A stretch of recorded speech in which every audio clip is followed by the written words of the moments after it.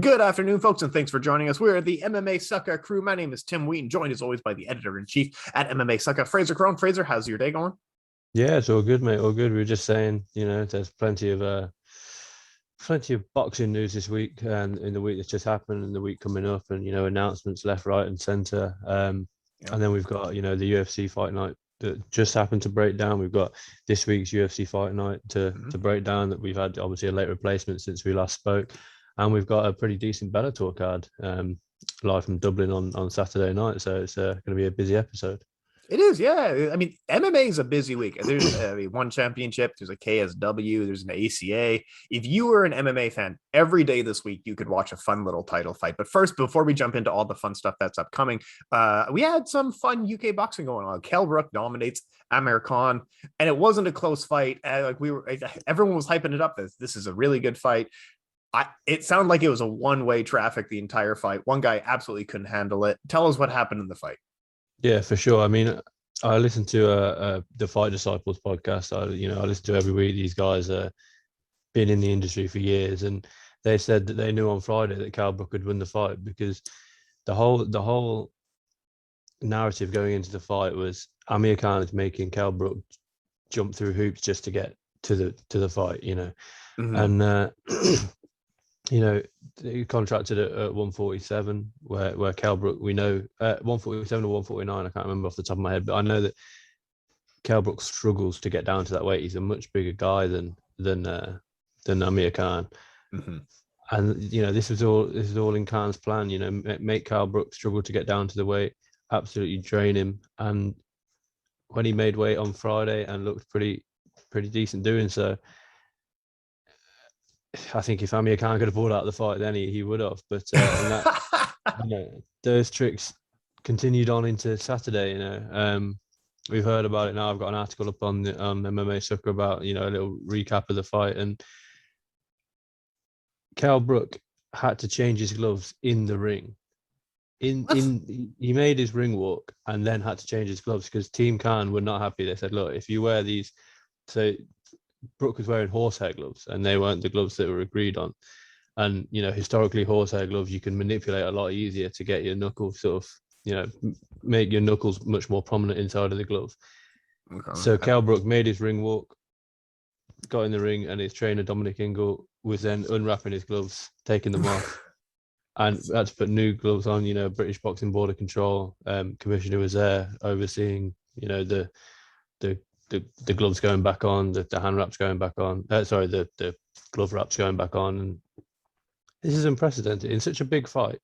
Yeah, you've got someone making their ring walk in one pair of gloves, getting into the ring, then having to change his gloves. No pad work. He hadn't hit any.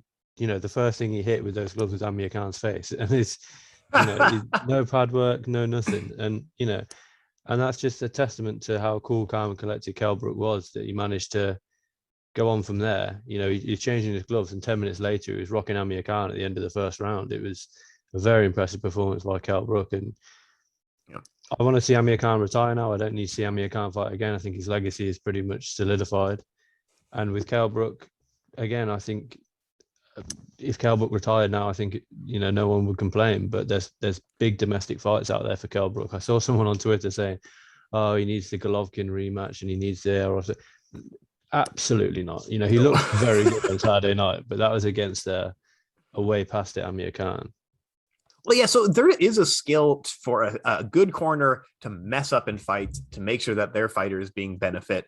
But the idea, and boxing sometimes gets a little bit lost and gets carried away a little bit too far, where the proper way of doing this is to ensure that the audience doesn't necessarily notice, right? In the UFC, it's often like spilled bag of ice or the stool is dropped or some BS like that, right? Now we got 30 more seconds for our fighter to heal. But this of like, oh yeah, changes gloves in the ring. We all know what this is. It looks bad. This doesn't like, we're here to watch sport, and it just feels like we're watching some like, not even cheating, just like cheap shots. This is lame. And then he got absolutely manhandled in the fight. This was a 6-round TKO, right? Yeah. So it was a 6-round TKO. Could have been finished. Excuse me. Could have been stopped in the 5th. He was rocked at the end of the 1st. Didn't have his legs under him at the end of throughout the entire 2nd round. And it was, as ridiculous as it sounds, Khan was winning the first round, in my opinion, until he wasn't. He was using his fast hands to get in and get out, and then he was rocked by Brook, and then he was just on the offensive on the defensive then for the rest of the round. I think it's about a minute and a half in even. Kell Brook rocked him, and he just looks like the bigger guy in there. There's a rehydration clause in the contract that Brook couldn't rehydrate to any weight that you wanted. You had to keep it under, I think it was 10%, so 163 pounds, I think it would have been. Is that an athletic commission thing, or was that specifically for this fight? Because some U.S. states do this as well. Yeah, no, it's from what I understand, it's specifically for this fight. So he's had he's got a rematch clause, Amir Khan, but in my article I alluded to, if Team Khan have got any sense, they'd drop that rematch clause extremely quickly. He doesn't beat Kell Brook. Yeah, he's not going to beat Kell. Exactly. Yeah, we saw it, and he shows every cheap shot on the way in, and there's just kind of nothing there. It's clear. There's no hype for a second fight. Yeah, like you said, I'm sure that they can get bought out as well, like we saw other boxers do sometimes. Of if you guys pay us $2 million, we'll happily walk away from this contract or whatever. Yeah, for sure. You said Golovkin. Yeah, go ahead. Sorry, no, it's just for if your team can, obviously he's gone over to train with Bud Crawford's team. He's got nothing to gain from facing Kell Brook again. There was no point in that fight. We see rematches in Golovkin Canelo where the first fight's contentious. We see Fury Wilder. We've seen Ruiz Joshua, and now we see Usyk Joshua, which arguably shouldn't have a rematch in it. But we see all these big rematches. This one doesn't need a big rematch because it was a decisive finish. It was clear. It was a 50-50 fight going in, unlike the, say, Joshua Ruiz first fight, where it was, we're talking 90-10 in favor of Joshua, and he gets caught and he never recovers. This is a 50-50 fight going in, and Kell Brook just proves that he was a better man. It wasn't a lucky shot that knocked Khan out. He dominated for 15 minutes and change in the sixth before the referee stopped it. And, it wasn't like Khan was taking that one big shot and he was wobbled and the referee jumped in. Kell Brook wasn't hitting Khan with any more than he was for the first, couple of minutes of the round. But the referee jumped in. I thought it was a brilliant stoppage. I don't think we sort of give referees the props sometimes that they deserve. But, it was a really, really good stoppage. Fight fans are a fickle bunch. Sometimes we want more safety and sometimes we want blood. It's hard to find the actual balance in between those two because in reality, we don't know. I don't know where that line is, but when you see it, oh, that's when it should have been stopped. Coming up in boxing this week, actually, before we jump into that, so you said Golovkin's certainly not next for Kell Brook. He's a little bit on in years. On in boxing, he's past his prime. What could be next for this guy? Well, we know there's rumors of a Canelo Triple G third fight. That's fair. That's a big fight. That's still a good fight. Exactly. Coming up, if Triple G can get through his next fight, and Golovkin, he's playing up and down the weights. So Golovkin is off the table for Kell Brook, and we don't need to see that. Golovkin still can bang, and he broke Kell Brook's face, and we don't need to see that again. Kell Brook, I think, he's got one or two fights left in him, either at welterweight where he faces Conor Benn. Obviously, a big domestic clash. Conor Benn's on the rise. And I think Conor Benn handles that fairly easily, to be honest. Or he was called out by middleweight Chris Eubank Jr., who obviously we spoke last week, coming up a couple of weeks ago. So he's coming off that big win against Liam Williams. But do we need to see Chris Eubank Jr. beat up Kell Brook? He's the much bigger guy. Yeah, he is. And what does that do for Chris Eubank Jr. to beat Kell Brook, who, if he beats Kell Brook, everyone will say, well, of course you did. You're the active fighter. You're the bigger guy. You're the fresher guy, as it were. Yeah. You've never been in there world level. So Kell Brook, it's a weird one. And, this was the fight that needed to happen, Kell Brook, Amir Khan. It's not like these two guys, in their prime is going to go on to fight for a world title anytime soon, because they're just way off world level. Kell Brook looked very good against an aged, slowed down Amir Khan. Amir Khan didn't look good against a Kell Brook who is also past his best. But that just proves how much that Kell Brook had a lot left in the tank in comparison to Amir Khan. And Khan just didn't have as much there. And I don't want to see Khan fight again. There's nothing. His legacy as former world champion, British Olympic silver medalist at 17. His legacy is confirmed. There's no denying. He's one of the faces of British boxing through the early 2000s, and he broke America, which a lot of English fighters haven't done. Yeah. So we don't need to see Amir Khan, in my opinion, fight again. Just to see him lose, right? Like there's better fights for him. Legacy is secured. That's fair. And I think there's so much prestige in the Olympics when people say Olympic boxing, because it's there's no promoter BS in Olympic boxing. There's other BS, there's judging BS, but it's a very prestigious thing. Anyway, coming up in boxing this week, actually, sorry, you were going to say something. Go ahead. I was just going to say, you say there's prestige in Olympic boxing. We had big Frazer Clark make his debut against, I don't know if this is really crossed over into the American audience because, it's obviously a British card, but Frazer Clark made his debut against a guy who on Wednesday came to the open workouts and was trying to get a ticket.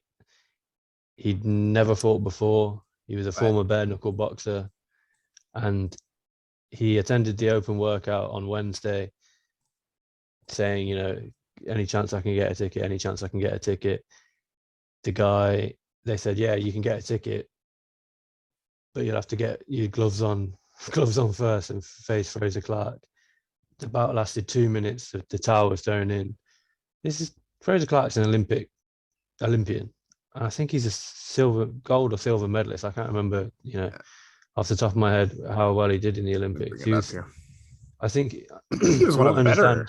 He did fairly well, yeah. Yeah. So, you won the bronze medal. He's a bronze medalist in the Olympics, and he's fighting a guy who's also making his pro debut, but was in the crowd on Wednesday. And then you compare that to Galal Yafai, who this weekend is fighting in a 10-rounder. They're on the same British Olympic team, but I'm not sure if that crossed over to the sort of the foreign audience, as it were. But everyone in the UK is ever so slightly up in arms about this, and rightfully so. That you can't tell me, we knew Frazer Clark was going to be on this card for a number of months, making his pro debut, and you can't tell me there was no journeyman with. Even if he's got an 0-40 record, he's been in there, he's moved around, he knows how to move around, he knows how to avoid a big shot. You can't tell me that there was no other journeyman than this guy. Fair play to this guy, he steps in, gets a bit of a payday, and obviously gets a ticket to the fight. But the ticket to the and he gets to watch the fights. That's exactly, yeah. He gets to watch one fight very close up, for sure. But there has to be someone getting punched in the face. Like, there's a thing with like Golden Gloves boxing is kind of that, like, okay, you beat some guys in amateur boxing, you got a Golden Gloves ticket or whatever. Especially in England as well, you got to be able to find some guy who's got like 10 amateur fights or some BS like that, right? Sure. Even if they're like, amateur fights are sometimes very high levels. Amateur fights are sometimes a mess. But even if you get like 10 amateur wins, that's better than what they've found, especially at this weight class. Tony Clark, Commonwealth gold medalist. He's got great like championship in Europe and Britain, and he won bronze in Tokyo just in 2020. This guy's not messing around. This guy's an amazing boxer. Sure. Yeah, and they pull someone quite literally out of the crowd who's a former bare knuckle boxer. But it's not. We're not talking BKFC here. We're talking boxing in a car park. But that was a bit of a red flag for me. But it is what it is. Hopefully, see Frazer Clark on the. I wouldn't be surprised to see him on the Fury White undercard at Wembley. Yeah, that's actually a great pairing there. First round knockout. Cool. Doesn't mean much. Yeah, cool. Of course. Yeah. This weekend upcoming, Tony Jeffries was the guy. He was a bronze medalist in 2008 from Team GB. He was saying, like, I hated being pro. Being amateur, I felt like I was actually representing my country, but then going pro, you're having to work with a manager and a promoter. You have to find sponsors. He's like, man, being pro is gross. Like, it doesn't feel like a sport anymore. But yeah, he was the one who he was the first one I heard talk about, like, man, no, amateur's where it's at. Amateur's much more pure. Yeah, for sure. I know. Maybe he's just like, I can't speak on his behalf, but find him talking. This weekend, we got Josh Taylor versus Jack Catterall and Gutierrez versus Colbert. Which one of those fights? They're both on the same day. Which one is the more important? Nothing there. Josh Taylor is without a doubt the more important. Undefeated versus undefeated. And, you know, I was just watching the gloves are off between the two this morning. There's a little bit of heat between the two, which is, you know, makes it even that more exciting. And, you know, back in, I think it was the 20. Oh, it's from Glasgow. What? Yeah. So Josh Taylor's fighting at home, you know, in Glasgow, Scotland. You know, back in 2019, I think it was October 26, 2019, when Josh Taylor fought Regis Prograis to lift the World Boxing Super Series trophy, but also capture all those belts. He then had that blowout against the Thai guy, that vicious body shot in the first round. And then Jack Catchell stepped away from the fight and allowed Josh Taylor to go over to America and fight Jose Ramirez in one of the fights of the year last year. I think, yeah, it was last year, yeah. And you know, now finally we've got the Jack Catchell fight. Jack Catchell is, I think, very much overmatched here. You know, he's never fought up at world level. This is his first fight, you know, at any sort of world level. Just looking down at, you know, he won the British light welterweight title in 2017, and then since then, you know, he's fought, you know, he went 12 rounds with O'Hara Davis, who, although he came into the sport with a lot of hype, isn't anywhere near, you know, world level. And, you know, he hasn't fought since 2020, where he won a 10-round points decision, and he fought out in Dubai, another 10-round points decision in 2019. So, you know, since November 2019, he's only fought twice. But, you know, we have to consider what shape Josh Taylor's in, because he pulled out of the fight previously. I think it was meant to happen at the end of last year, in the very, very end of December, I think the 15th or the 18th or something like that. And Josh Taylor pulled out of the fight with a suspected injury. However, word on the inside is that Josh Taylor was enjoying being champion a little bit, and had put on a little bit too much weight to be able to be in any sort of fight shape, which is, you know, these are just rumors, but, you know, the fight luckily will go down this weekend from Glasgow, and I expect Josh Taylor to even get a late stoppage. I think he's just levels above Jack Catchell, unfortunately, for Catchell. But, you know, then Taylor moves on to bigger and better things, potentially even going up in weight, you know. Yeah, Josh Taylor has a breadth of experience greater. Like, he's spent his life in combat sports, which, yeah, I don't know anything about the rumors, but if I know anything about guys from Glasgow, yeah, he's probably he's eating good. He's eating good. He's drinking good. Yeah, that's right too. So that's the big stuff coming up this weekend. Let's do a quick review of this weekend's UFC fights. Sorry, I got her up here. I mean, I didn't have anything to say going into these fights. I'm not gonna have anything special saying coming out. You know what I mean? Like, who cares? Yeah, it's fine. Jamahal Hill, we didn't learn anything in this fight, but he won with first round stoppage. I don't know. Yeah, all we learned is that he's got the heavy hands that we thought he did have. I think he's a very good prospect. Obviously, he lost to Paul Craig 2 fights ago now. Knocked out Jimmy Crute. I think that was in the first round, and then obviously now knocks out Johnny Walker. I think there's more talking points regarding Johnny Walker and John Kavanagh coming out of the fight than there is Jamahal Hill, because Jamahal Hill, I think he really took this main event and this fight week in his stride. You know, we saw him weigh in, do the shoey. We saw him do the post-fight press conference with his son. Yep. You know, he's already going back and forth with Volkan Ozdemir on Twitter. I think it was Twitter or Instagram or on social media anyway. Hill has taken this late notice opportunity. Obviously, he was always going to fight Johnny Walker, but the late notice main event opportunity, and he's grabbed it with both hands. I think he's done extremely well with it. You know, he's a big talking point coming out of this weekend, which probably wouldn't have happened if it was Dos Anjos versus Fiziev. You know, we would have that would have been the talking point. And now Jamahal Hill, you know, we've got him doing a shoey, and that's the clip, and we've got him at the post-fight presser. We've got him calling out Ozdemir. We've got him.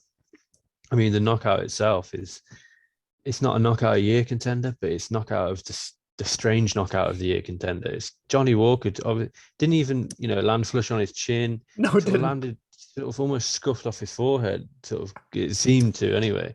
And Walker just went from absolutely fine to hands back and knocked out cold. And really good performance by Jamahal Hill, like I say, but I'm not really sure where Johnny Walker goes from here. What was the weird in one of his fights? I want to say it was like Vitor Belfort or something like that with Rich Franklin, where it looked like he just kind of like bounced off the like barely scuffed him off the top of his head. I forget who knocked him out. It wasn't Kung Lee because Kung Lee just smashed through his head. But yeah, sometimes knockouts are just weird. These glancing blows just throw off your equilibrium, and it looked like it took him a second. He got punched, and then it took his body a minute to realize, like, oh no, I don't want this. I would like to die.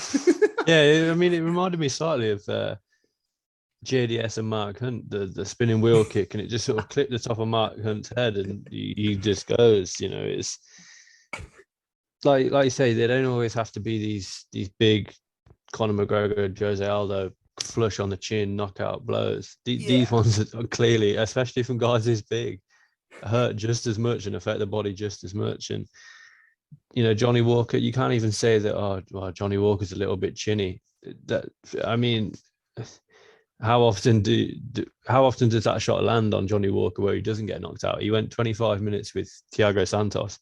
I'm sure Thiago Santos landed some probably bigger blows than that on Johnny Walker. Yeah, true. And yet he didn't manage to get the knockout. So it's a difficult one for Johnny Walker to take, I think, because you know, it's unlucky for Johnny Walker. I think he was overmatched anyway. I thought I picked Hill to win going in there, but where does Johnny Walker go from here? You know, he's 2-4 in his last 6 fights, and I think getting these big knockouts of Justin Ledet and Khalil Roundtree and Misha Serkinov, probably did him a little bit of a hindrance, because then he went in there with Corey Anderson, dominated by Corey Anderson, knocked out in the first round.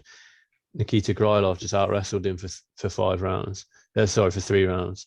Yeah. He then bounced back against Ryan Spann, but then we've got Thiago Santos, which was a boring fight, to be honest. It was. And then we've got the Hill fight this weekend. And, you know, I've seen a lot online about John Kavanagh not being the elite coach that we all thought he was. And I think that's a testament to Conor McGregor, you know, because it's difficult to say that how many top guys from SPG Island can you name now that train exclusively out of SPG Island? You know, Gunnar Nelson doesn't. He trains out of the sort of miniature gym in Iceland and takes his fight camps over to SPG. Even McGregor now doesn't train exclusively out of SPG Island. Yeah, that's true. Yeah. So, you know, I think it's a testament to McGregor's rise in skill. You know, Artem Lobov, he was fun. He wasn't elite. He was fun, but he wasn't elite. You know, Peter Queeley was meant to be competing this weekend in the Bellator card that we'll break down shortly. No longer trains exclusively out of SPG Island. James Gallagher trained with John Kavanagh. No longer trains with John Kavanagh now. So it's trending towards people, you know, realizing that maybe John Kavanagh isn't the elite coach that we all thought he was back in 2015, 2016. Yeah. And, you know, it was a weird decision anyway. So if you're a fighter and you're young and maybe you got a couple of losses, you feel like you shouldn't have lost, it is a wise idea to change camps, especially to some of the US super comps like ATT and AKA, who are consistently crowning champions like over decades. The Canadian one, TriStar, was another one. Everyone who's on a slight losing skid will go to TriStar. But SPGI was always a weird decision to make, because there's like, that's not like a consistently crowning champion gym. It was always a weird decision anyway. But yeah, I don't know. I don't want to call out John Kavanagh and say he's a bad trainer, because, you know, no, not at all. He's probably not. The evidence would suggest that he's not. You know, you don't get McGregor to a 2-weight world champion and to get McGregor in there with. I know he didn't have a massive say in the sort of how the Mayweather fight went, but you don't get McGregor to a 2-weight UFC world champion.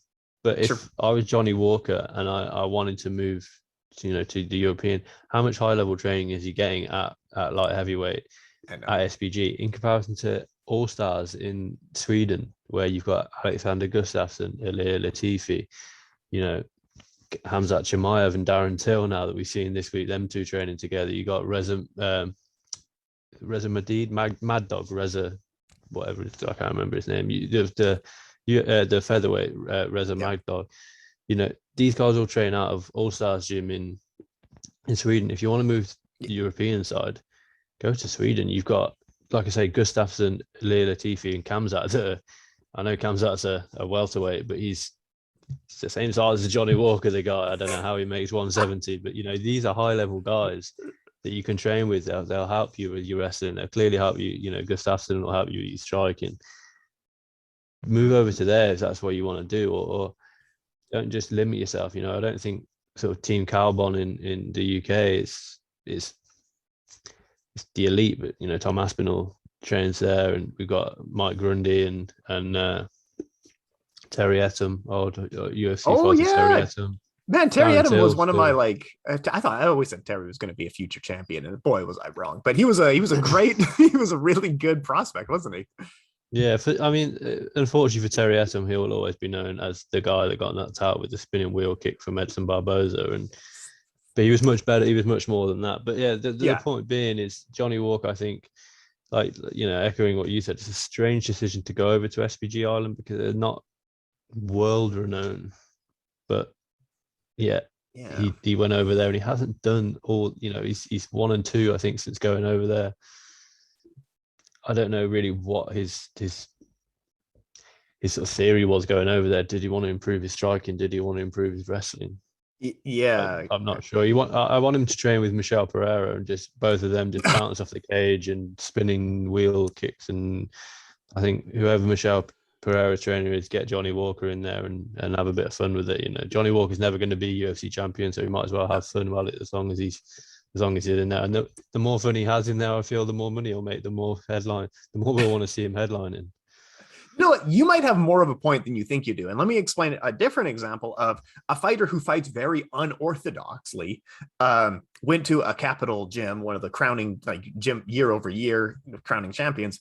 And that gym decided you fight unorthodox, but we're not going to try to hammer you our habits. We want to combine, here's what striking habits look like. Can you make this yours? And that was John Jones. He went to Greg Jackson Winklejohn, and they were like, man, this guy strikes so weirdly. But we don't want him to get rid of that. Stay unorthodox, stay weird, but we're going to show you a couple things along the way. And it clearly worked out. So Johnny Walker was a weird, unorthodox striker.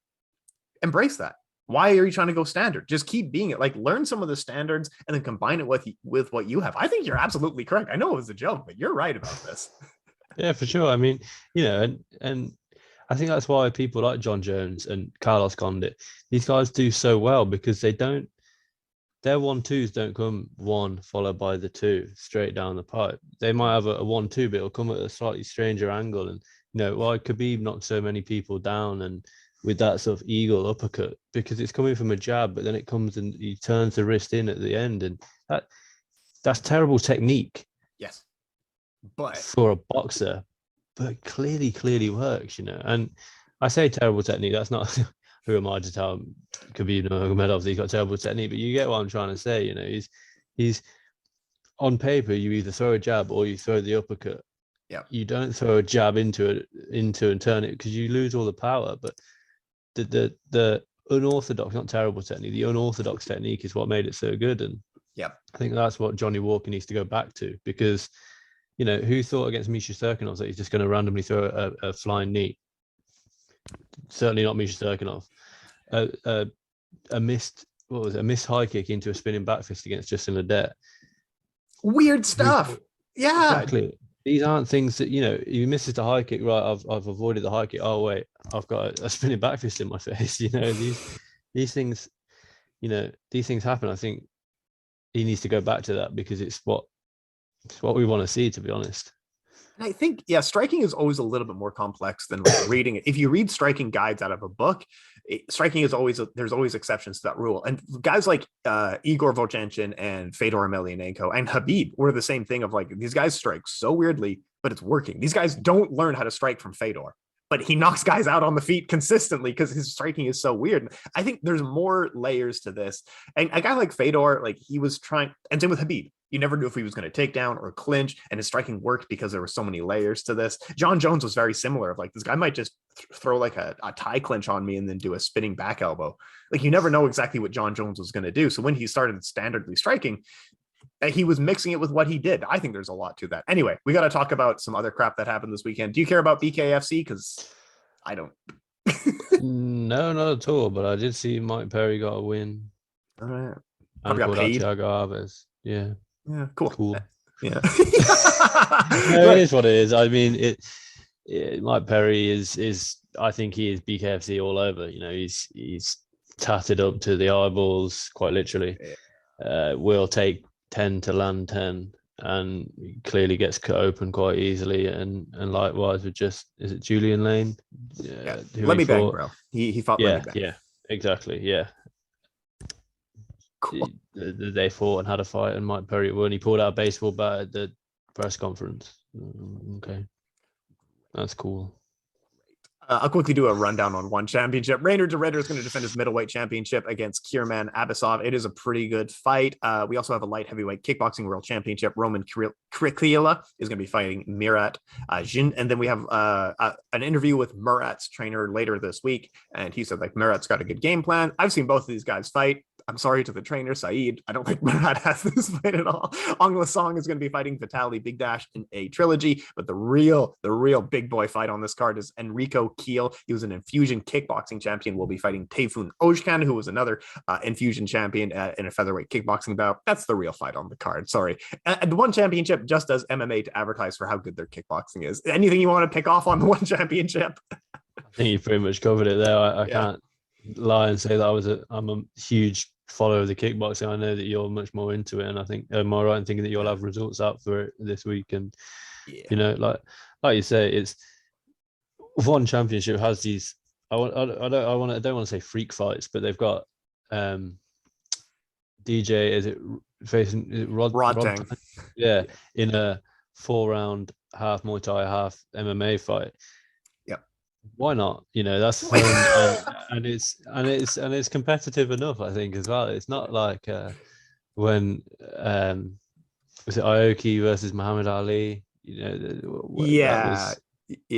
Inoki versus Ali. Inoki, that's right. Yeah, you know, that was a bit of fun, but this one, you know, mixed rules is actually going to be competitive, and it makes a lot of sense as far as, you know, one's elite in.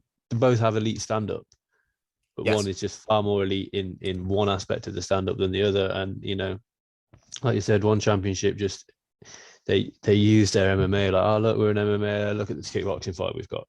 Oh, we're in MMA. Oh, look at this mixed rules fight we've got, and it works. You know, I'm here for it. And without a doubt, week on week out, we get highlights from one championship of phenomenal fights and phenomenal knockouts. And you know, I don't think enough people do talk about it because of sort of the time zone that maybe it is for the American audience and maybe the accessibility. But forever seeing, you know, on Twitter and Instagram and Facebook, 10-second clips of an insane knockout or 20-second clips of insane Muay Thai practitioners who have had 400 fights and can just walk forward and just be absolutely receiving hooks to the chin and brush it off like they're just walking forward like it's a gust of wind, you know. And I think one championship I think are going to have a really big year this year, especially because they're putting on the fights that people want to see and that are crossing over into the sort of, I say mainstream, they're already a mainstream promotion, but are very much crossing over even further into the mainstream, even further into your news feed, as it were. Well, yeah, I want to say they're almost like a number 2 to the UFC now, but it's like their MMA, I think on the higher weight classes is honestly their heavyweight division is not that bad, especially like heavyweight's not a great division overall. So I think some of those guys would do okay in the UFC, but it's their kickboxing and Muay Thai. If you want to see high level kickboxing and Muay Thai, one championship has you made. So mixed rules bout coming up with Demetrius Johnson and Rod Tang. See, this is the thing. Rod Tang is an amazing fighter. He's like, I think he's only 25 years old with some 200 say he's fights. really young. Yeah. He's just been, this is Thai guys. By 30, they're retired. but so this has happened in the past. 2004, Bob Sapp fought Jerome Lebanier, who is a high level kickboxer. Bob Sapp is Bob Sapp. So they did first round kickboxing and they did it in the big gloves. And then the second round was MMA. And so they had to take the gloves off and try to change them. And the whole thing just looked like ridiculous. But this fight is coming up in 4 ounce gloves. But let's move on from that. Bellator is also this weekend, and this is a fun little one. So we got Gegard Mousasi is going to be defending his championship against Mr. Paige Van Zandt, undefeated Austin Vanderford. What do you think of this matchup? What do you think of this? Yeah, so I've got a breakdown, sort of a bit of a preview article for it coming up probably later today or tomorrow. And I was writing, I've written the main event slot, as it were, already. It's I think this fight goes one of two ways. You either have the experience of Gegard Mousasi just pay dividends. He's had 50 something fights, I think, or 60 something fights. He's been fighting high level competition his whole career. He's not taking easy fights. Exactly. And yeah, so he's had 57 fights, and he's got 48 wins, 2 draws. But the draws were back in the Strikeforce days, and in his third professional fight, which was only 2 rounds anyway. So if you look at, it's just the levels that Gegard Mousasi's been fighting at. He fought and beat Jacare and Dream back in 2008. He fought Mark Hunt heavyweight. Yeah. Gary Goodwood, Keith Jardine, OSP in Strikeforce. He fought Latifi in his UFC debut in a main event. In 2013. I remember that. But then, he's been in there, knocked out Dan Henderson, and then coming up to his UFC exit, beat Thales Latis, knocked out Thiago Santos, knocked out Vitor Belfort, knocked out Uriah Hall, knocked out Chris Weidman, then went over to Bellator, rattled off 3 big victories. He had the majority decision loss to Rafael Lovato Jr., who then obviously retired from the sport. But then he's beat Lyoto Machida, he's beat Douglas Lima, he's beat John Slater in his past 3 fights. Yeah. He's 37 now, 36 now, sorry. And he's solid wherever the fight goes. He's got, obviously we know that he's got elite. I've just listed off the amount of people that he's TKO'd, and that's just in his past couple of fights. I think he TKO'd, he TKO'd Rory McDonald, who we know, he was undersized in that one, McDonald, but regardless, Rory McDonald is a solid ground competitor as well as a solid stand-up guy. And he TKO'd Rory. I think it's important to understand that no disrespect to Austin Vanderford, but there's levels to this game. 57 fights, has been fighting competitively since 2003, with kickboxing sort of sprinkled in there as well. Sure. I think that it'll either go one of two ways, where Gegard just uses his experience and his sort of old man knowledge, as it were, to dominate Vanderford, probably to a decision victory, or we'll see a changing of the guard where Vanderford's wrestling is just going to be too much for Gegard Mousasi, who, we've seen him struggle sometimes when he's been put on his back. Rafael Lovato Jr. put him on his back. We've seen him struggle off his back before. So Austin Vanderford could very easily, he's a solid wrestler. He dominated Fabian Edwards last time out.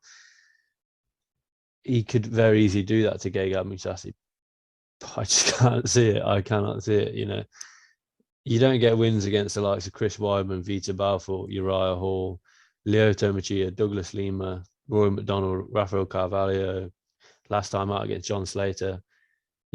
That John Slater fight was only in August of last year, and he dominated him to a third round stoppage. This doesn't just happen if you sort of passed it and over the hill. I think Gegard Mousasi I think he's still pound for pound up there, especially a middleweight, because we alluded to a couple of weeks ago how thin the middleweight division actually is outside of Robert Whittaker and Israel Adesanya.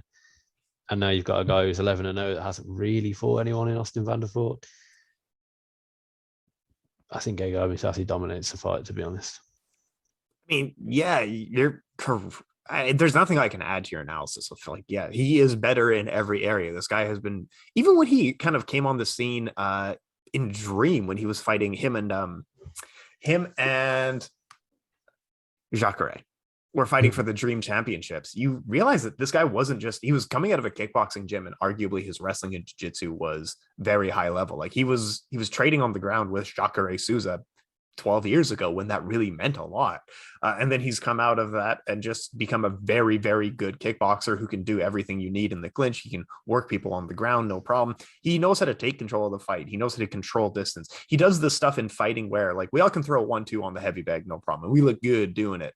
He actually knows how to like, he does everything at a better level than some guy who just started. If you started 10 years ago, you're still behind Gegard Mousasi, right? For sure. Higher level. Like he was outpacing guys who trade well with the jab and low kicks, both of Douglas Lima, Lyoto Machida, and Rory McDonald. He out jabbed and low kick guys who like excelled in that area, right? He was top 5 at worst when he left the UFC over contract negotiations. Good job, UFC. Well done. Good thinking there, buddy. Yeah, I can't really add anything. Austin Vanderford, he is undefeated. He's 31 years old. He started training, 10 or so years ago, not even 10 years ago. I think he's only been in the game 5 years, actually. Cool. I mean, you're in trouble in this fight. Yeah. I mean, I think what Austin Vanderford has got is he's a good grappler. Obviously he submitted Richie Martinez back in 2020 at Sug 13. Yeah. But he won the Contender Series. He did win the Contender Series. I don't know what the deal, why they didn't sign him after winning, but yeah, he did for sure. Yeah. the Contender Series. But he's gone to decision in his last 3 bouts. And the finish prior to that was a doctor's stoppage due to a cut. Just looking down his record now, he fought Fabian Edwards, who was 9-1 at the time. Vinicius De Jesus 9-3. Yeah. 10-3, 6-0, 6-2. His past 3 opponents haven't had combined the amount of fights that Gegard Mousasi's had. I cannot see how he wins this fight, and no disrespect, and I'll be the first to hold my hands up next week when we break the fight down and say Austin Vanderford surprised me, and he was a lot better than we thought he was. It's possible. I just, as it stands, I can't see how that happens, and we lost a really good one in the co-main event. Peter Quealy's off the card now. Yeah. So hopefully that goes to Bellator London in, I think that's May, June time. We've got Sinead Kavanagh versus Leah McCourt, Northern Ireland versus Republic of Ireland, which should be an exciting one. But yeah. These are Sinead Kavanagh's coming off the loss, I think, in her last fight to Chrissy Cyborg, and correct. Yes. You got Leah McCourt, who's being dominated in her last fight against Jessica Borg. I know she's had a fight since then against Jana Harding. She was being dominated by Harding, and then landed the up kick and locked up the triangle. She defeated Jessica Borger. I'm not really sure how this one goes because Leah McCourt is say it amateurish with her striking. She's and Sinead Kavanagh's got heavy hands. So if Leah McCourt tries to close the distance on Sinead Kavanagh, I think Kavanagh maybe knocks her out. If Leah McCourt closes the distance by just doing enough to sort of distract Kavanagh, as it were, and then manage to get it into the clinch, I think she probably wears her out and gets the decision victory. Got Brett Johns on the card, which I'm excited about. Well, let me jump in on the amateurs talk of Leah McCourt. Someone who I've met before. She's a very nice person. There's no denying that she's a good fighter and a nice person, but I don't think that she's ever gonna be Cyborg's level. No, like that Jessica Borga fight was like they were feeding her. Hey, here's some can that we found out of the US. She's barely fought in her life. Of course, yeah, I remember the Jessica Borga fight now. Neither of you can barely fight 2 rounds. Exactly. And then we went 3 rounds on that fight as a co-main. Come on. And Sinead Kavanagh has been in there with good fighters. She's traded, her losses are higher level to Leslie Smith, Chris Cyborg. You didn't really learn much from the Chris Cyborg loss, but the Leslie Smith loss was a good level. But yeah, this is a win for the Republic, I'm going to say. For the United. Yeah, I think, it's... I like Leah McCourt. I think, I described her in my article, the sweetheart of Bellator's. She does the broadcast. She's constantly on the broadcast for Bellator. She trains out of SBG Charlestown, which is obviously Owen Roddy's gym, Conor McGregor's striking coach. But these are just fights. I don't really know what these fights do for these women in Bellator, because none of these women, unless your name I think is Julia Budd, I don't think you even hang with Chris Cyborg, and Julia Budd didn't even hang with Chris Cyborg for any great period of time in their fight. You know, obviously they fought a good few years ago now, but Leah McCourt, you know, she's ranked number 4. So if she wins this fight, does she then get a Cyborg fight? I don't need to see murdered. that. I don't need to see that at all. No. You know, Sinead Kavanagh at least had the equalizer right. She's going into the Cyborg fight, but she's got heavy hands. So if she can land on Cyborg, we've seen Amanda Nunes do it. Leah McCourt doesn't have heavy hands. She's not going to be the bigger girl, which she often is against her opponents. So it's a bit of a dicey one, if you ask me. It should be a good fight, and it makes sense to put it on this card from Dublin. It does, but I co-sign.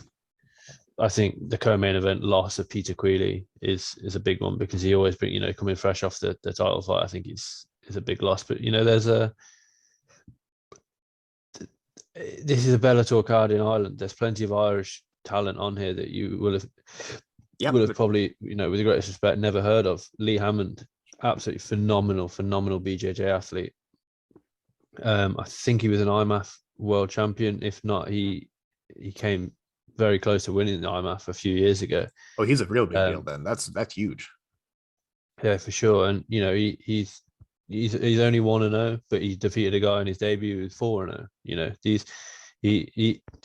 trains out of SPG Ireland, which is ironic how we're talking about you haven't got many high level guys training out of SPG Ireland. But he's only lost, you know, since 2016, he's lost 3 times in the amateur game, all by split decision. And he lost to a guy who's 12-0, who now has a professional, who now has a record of 23-4. Lee Hammond is a phenomenal. He's got a lot of potential, let's say. And I think Bellator is the right place for him at the moment. Yeah. We got Brett Johns on the card, who, you know, we all know from the UFC days. He had a rough start to life in Bellator, losing to Danny Sabatello. Mm-hmm. Outside of that, there's not an awful lot that's kind of gets me excited, as it were. We've got, it's the SPG Ireland show again. We've got Kieran Clark out of SPG Ireland, Danny McCormack out of SPG Ireland, you know, Nathan Kelly, who's 3-2, facing a guy that's 1-2. But he's out of SPG Ireland. You know, these guys, there's no one on the card other than maybe the Russian Kazan Magomed Sharapov, who's 6-0, 1-0 in Bellator. I think he could potentially go on, you know, he's only 21, so he could potentially go on to bigger and better things. But outside of that, it is looking a little dicey for Bellator this weekend. But, you know, they might do well, because the UFC card this weekend isn't much better than the Bellator card, to be honest. No, and this is the thing of, at least Bellator is clearly investing in Dublin. They're investing in Europe, and they're investing really like a lot in Ireland and Britain as well, where like they come back once a month now. They're just going to consistently, even if some of these cards are clearly fight nights and they're a little bit more filler, that's okay, because they're investing in the local talent and they're growing the sport, which like a rising tide that raises all ships, right? So let's move forward and talk about the UFC Fight Night. And this is a good example of what we discussed last week. If you have compelling narratives, that's what people want to talk about. When you have no narrative, we don't want to talk about it. Finally, we have a good narrative. Islam Makhachev has had a narrative his whole career. Is he a junior Habib? Yeah, I guess that's the narrative, though. Bobby Green fought 10 days ago. Now he's coming into his first main event. That's a narrative. Oh, and now we're talking about him. Anything else you want to cover on Bellator before we get to a pretty good fight night here? I'm pretty excited just to break into this fight night card, to be honest. Tell me about it. Bellator on the rocks. This time last week, we literally said, you know, next week we'll break down the Islam Makhachev versus Beneil Dariush fight. That matchup sucked. You know, Dariush isn't even that good, I think. No, you know, I was excited for that one, because that was a big fight between two people that, you know, Dariush has got a brilliant ground game, and Islam Makhachev will look to take to the ground. No. Bobby Green steps in, and I'm here for it. I really like this matchup. I feel a little bit for Bobby Green that his first main event coming on 10 days notice against Islam Makhachev. Yeah. But, you know, I feel for him. He's not going to take any sympathy off me, I can tell you. You know, Bobby Green is here. I saw just a clip from him on a Hawani show yesterday, so I'm just going to walk straight forward and I'm going to punch Islam right in the face. Yeah, why not? You know, what's Bobby Green got to lose in this fight? Absolutely, he's got his winning record to lose at the moment. Other than that, he propels himself into the top 10, top 5 of the lightweight division with a win. Yep. I think Bobby Green's got 2 rounds probably in this one before he starts to gas out. Because with the greatest respect to Bobby Green, he hasn't got the takedown. He's got 72% takedown defense, but he hasn't really fought many elite wrestlers in recent times. You know, his last last 3 fights, Rafael Fiziev had lost, didn't look to take him down at all.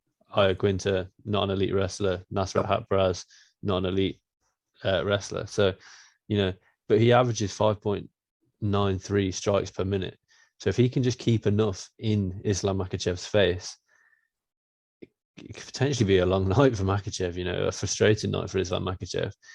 And like I say, I'm here for it. I think it's a good matchup. I think Bobby Green could shock the world, but at the same time, I do think Islam Makhachev will look to stand with Bobby Green for at least 2 rounds, like he did against Thiago Moises, and look to hurt him on the feet before just doing what he can do and taking him down. You know, I think Makhachev feared Dan Hooker on the feet, so that's why he shot straight in for the takedown. Got the Kimura, finished it off early. I don't think Bobby Green holds the power that Dan Hooker, or the orthodox striking that Dan Hooker has. So, yes, he's very, very good. One of the top boxers, I believe, in the UFC, or at least in the lightweight division. Yes. But I don't think he has the one-punch knockout power to worry Islam Makhachev. So Makhachev, like I say, I can see him looking to stand with Bobby Green for the first two or three rounds. And then if he isn't quite getting his way with it, then he just does what he does. He takes him down and he smothers him. A lot there. I completely agree. Bobby Green, this is the thing of fighting in conditions such as this. If he loses, there's no shame in it. Like, good job. You earned your main event slot. You took it on 10 days notice. If you lose to this guy, there's no shame in losing to this guy. It is a no loss. You know, his stock doesn't go down at all. Nope.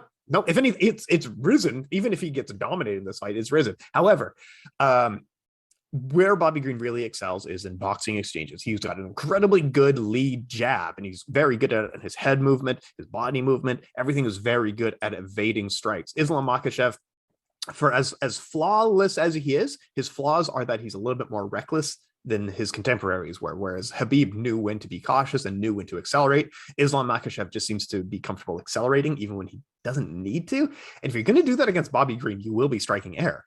I like, if they are going to engage in a kickboxing match, Bobby Green wins this handedly. However, I think Bobby Green's style leans really well into getting dominated by wrestlers, because head movement is not the way to evade wrestlers. That's the opposite thing. Move your whole body out of the way is what you want to be doing against wrestlers, because if you're striking and you move and you lean back, your hips are still way out there. So I think Bobby Green probably doesn't win this fight, though it's a compelling narrative. It's a lot of fun, but no, Islam's going to crack into the top.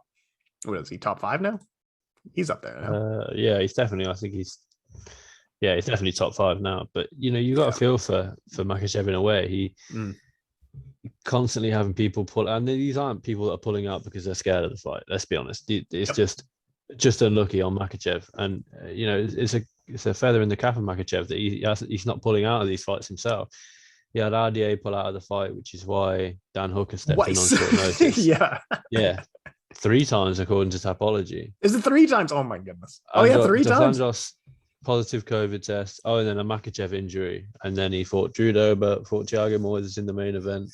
Sure. Then he was scheduled to fight RDA again. Then Dan Hooker stepped in on short notice. Scheduled to fight Benio Dariush months ago. I think this was announced in December time. It was, yeah. Before, although we didn't have a date, we said, right, these 2 are signed. And then he pulls out and Bobby Green steps in. You know, fair play to Islam Makhachev. He's never, you know, he's well within his right to say, well, you know, I've got nothing to gain from beating Bobby Green other than, you know, a few more zeros in my bank account. But fair play, you know, he obviously wants to stay active, wants to try and progress to 22-1. And then it's hard to, you know, he's a company man. He's stepping in. He said, because outside of this main event, Misha Serkinov versus Wellington Turman as the co-main event. Boy, it drops quickly, doesn't it?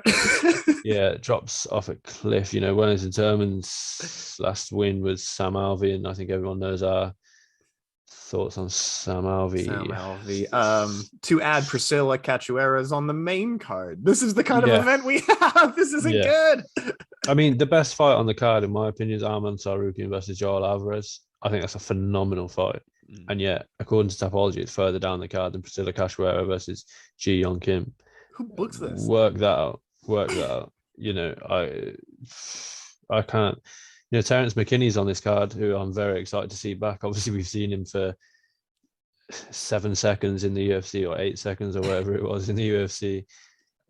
His fight was cancelled, I think, the day of, because McKinney's cornerman tested positive for COVID. Yeah. Outside of those fights, I don't think it's one that will get me up in the middle of the night for sure. I mean, No. Gregory Rodriguez returns after he had that really fun comeback win against Jung Young Park. That's Mr. President Barack Obama to you, but yes, go ahead. Exactly. And, we've got Hannah Goldie versus Yi Young Frey on the card. I think that's all right. It's a fun fight. Hannah Goldie's obviously went 0-2 in the UFC and then is now coming off the win against Emily Whitmire last time out. We've got Jocelyn Nunez, who is a strange fighter, I'll be honest. She's bantamweight.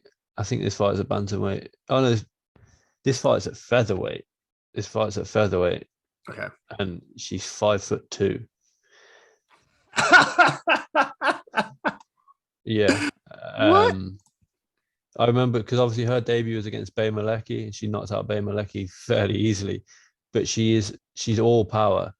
She's got that no neck power, she's shoulders up, she's in her shell, she's walking forward, she's throwing everything with 100% power. And obviously in her debut it came off.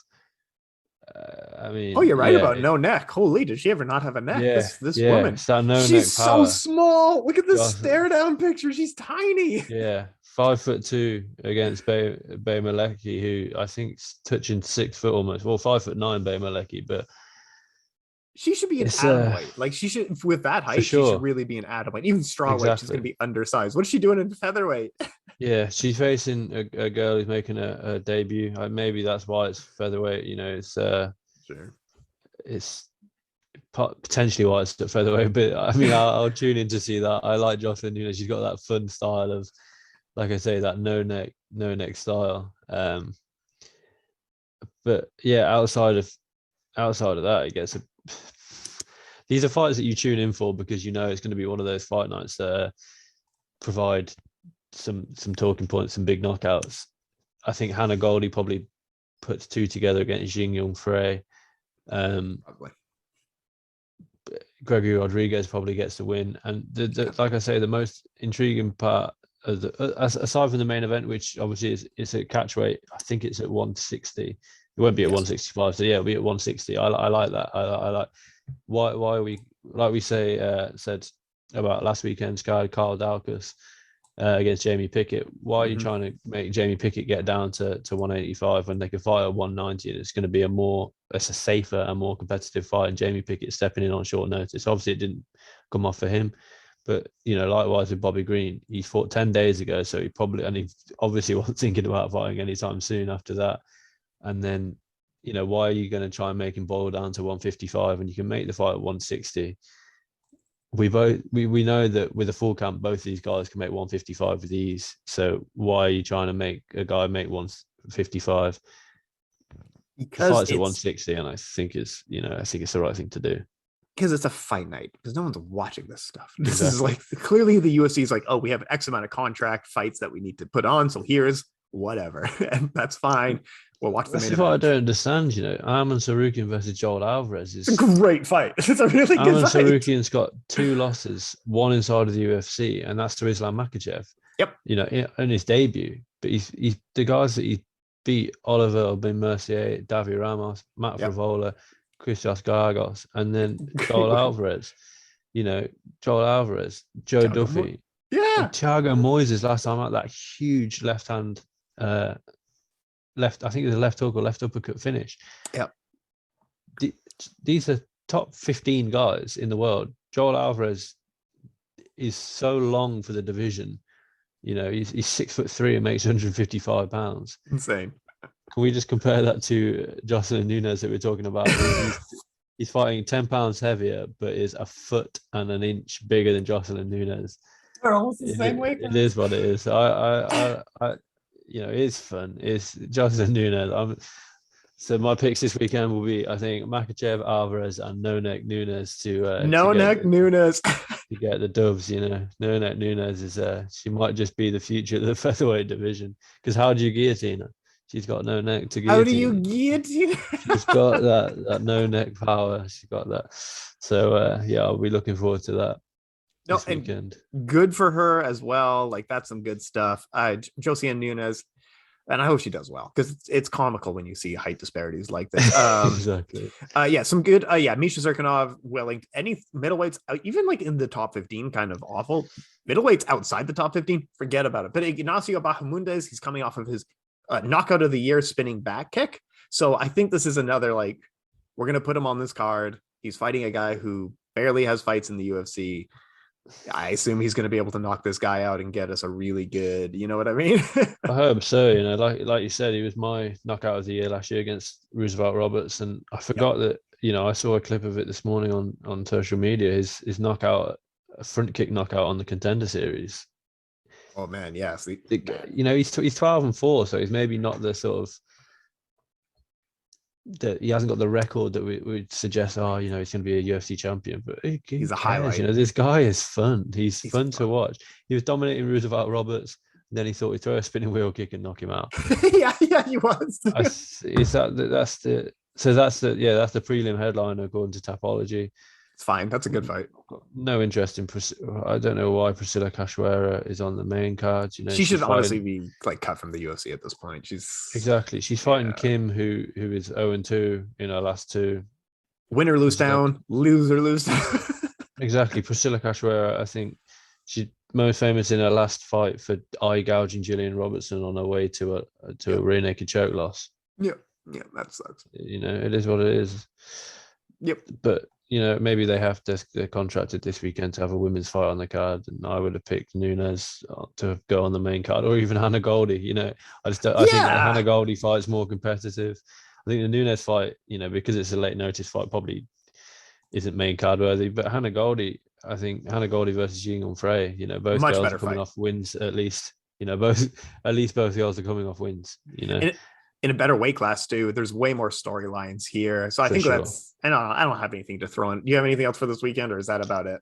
I think that we've kind of absolutely done everything we can with a pretty thin Fight Night card, to be honest. We've really squeezed it, haven't we? I'll throw one more quick piece of news at you here, and let me bring up the rankings here. Joanna Jędrzejczyk has targeted a return for spring. She's been out for like 2 years. She has no shame in any of her losses. She's getting on in years. Her only losses were quick knockouts and close decisions to champions. If she were to come back in spring, what do you do with her? Does she come back at flyweight? Does she come back at strawweight? She struggled with weight cuts, but she's a little bit undersized at strawweight. She's not going to be, I think at this point, she's probably not going to be champion, but she's going to be top 3 wherever she competes. I don't know. What do you do with Joanna when she comes back? Yeah, like you said, I think that, for sure, you know, I don't think she would have. I think she'd lost 2 years of her career, but she needed to take that time off. You know, in all of her fights, she seems to take, despite someone who doesn't seem to be taking a lot of damage, her face says otherwise. You know, against Wally Zhang, we had the forehead. Against Rose Namajunas, obviously she got knocked out and she looked like a different person. And the end of that fight with a bloody swollen nose against Karolina Kovacevic at UFC 205. Yeah, she had the big welt on the middle of her head. Yeah, she scars up easy, doesn't she? For someone who wins like flawlessly. Exactly, and I think these 2 years away will have done the world of good to just let her body heal. You know, she was very active. She was constantly out. What do we do with her? Like you say, I don't think she's going to be champion again, because I think she's just probably, the game's evolved now in those 2 years since she's been out. Who thought that we'd have Cyril Gann and Taito Avasa up at the top of the heavyweight division with their styles? And what do we do with the next? I think, like you say, flyweight, she's undersized, but there's good matchups for flyweight. You've got Alexa Grasso, Joanne Wood, Casey O'Neill. These are all girls at flyweight who are bigger than her, but I think there's competitive fights. And then if she is to return at strawweight, I think she beats the majority of the top 10 at strawweight. It's not the strongest division in the world. Rose Namajunas, I'd still watch a third fight between them, even though she's 0-2. Of course, we watched the Wiley Zhang fight. Carla Espada, she already holds the win over. I've already hinted before. I think Marina Rodriguez is going to be champion. I think her versus Jędrzejczyk's a great fight. Yang Xiaonan doesn't interest me because she's not a big enough name, unfortunately. Mackenzie Dern gets Joanna would style on Yang Xiaonan. For sure, yeah. And I'd watch from the top, let's say top 10. I'd watch everybody face Joanna, and they're all competitive fights. Yeah. As far as someone coming off a 2-year loss is concerned, but then you compare that to women's flyweight. I think Jessica Andrade is dropping back down to strawweight, but she beat Andrade pretty handily over 5. One of her best performances was dominating Andrade, right?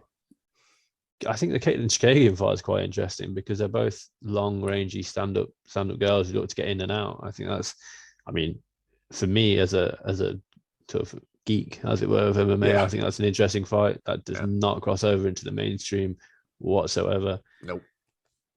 And then outside of there, does a Lauren Murphy fight interest you? Jennifer Maia, no. Talia Santos, maybe. Araheo. Andrea Lee. Yeah, Araheo. It's not bad. That's a good fight.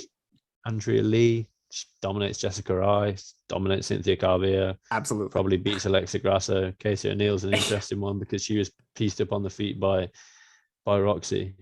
And Macy Barber. There we go. That's the comeback fight right there. I mean, if Macy Barber can get through her fight with Montella De La Rosa,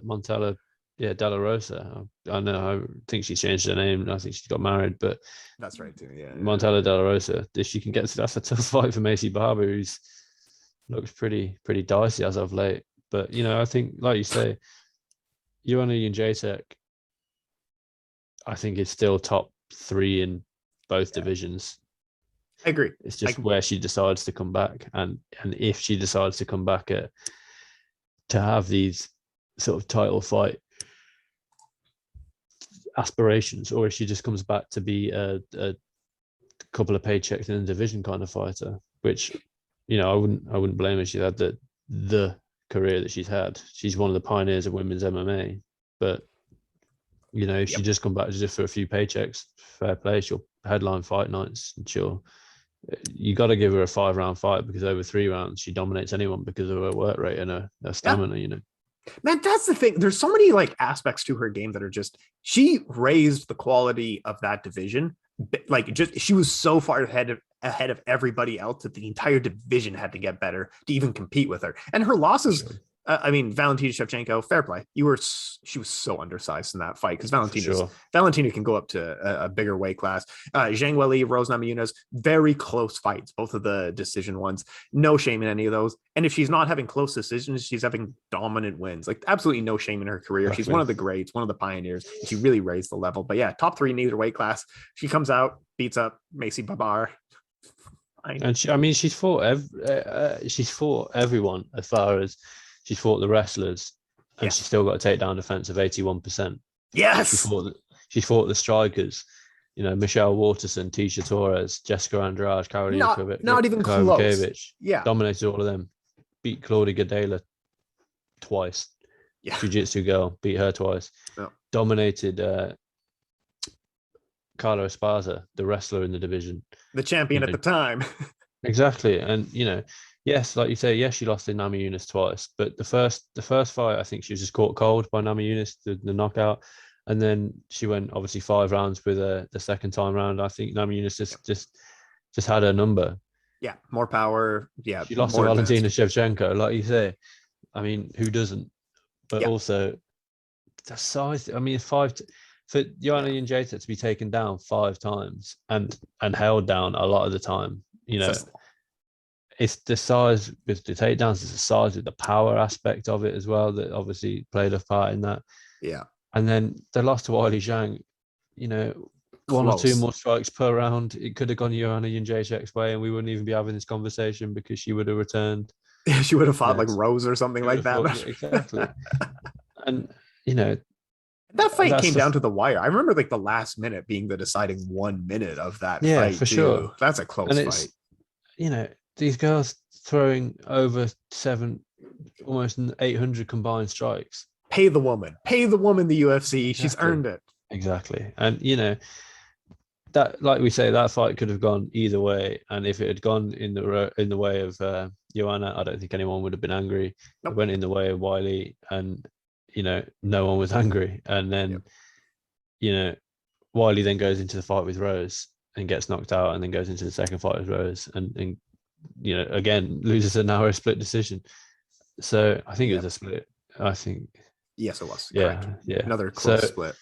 Exactly. So, you know, these fights, women's strawweight's competitive when you get to the top 3 or 4 girls. Outside of that, it's not so competitive. But you've still got the up and comers in the division. You know, Amanda Hebas. Yep, she's good. I mean, you know, Wiley Zhang is still developing as a wrestler now, as opposed to the striker that she still came through as. So I think, going back to your point, if Joanna Jędrzejczyk is to return, I think she probably returns maybe at flyweight for one fight to get her body used to fighting, and then maybe drops back down to strawweight. I think that would be ideal. Yeah. She's a phenomenal competitor, and we know that she was training with Karolina Kovacevic a few months ago. Yeah. It's fun. There's fun fights out there for her, and I think, you know, we're here for it. Yeah, and she's back training at ATT, one of the best gyms in the world. So yeah, we'll see that. All right, we beat the hell out of this for a slow news week. We went way over time, as we always do. What do you got going on the website this week? My name's Tim Wheaton with Tim Wheaton MMA. You can find more of me on the website. What do you got going on this week? What are you publishing? Yeah, so I've got the Bellator preview this week, going up probably today or tomorrow. Okay. And then I'll be working on a keys to victory for the upcoming Masvidal versus Colby Covington fight. I'm looking to, if my schedule kind of works out, I'm looking for every pay-per-view to do a keys to victory video analysis. So we've got the Cyril Gane one up on the site. We had the Robert Whittaker one. So as of yet, I'm 0-2. You know, Cyril Gane lost, Robert Whittaker lost. There's a curse so far. There's a video breakdown curse. For sure. You know, I'll just pick who I don't want to win this fight, and it will break down their keys to victory. And if the streak, I hopefully break the streak. So we'll see. We'll see next week. Appreciate your time, Frazer. We'll see y'all next week. Thank you very much.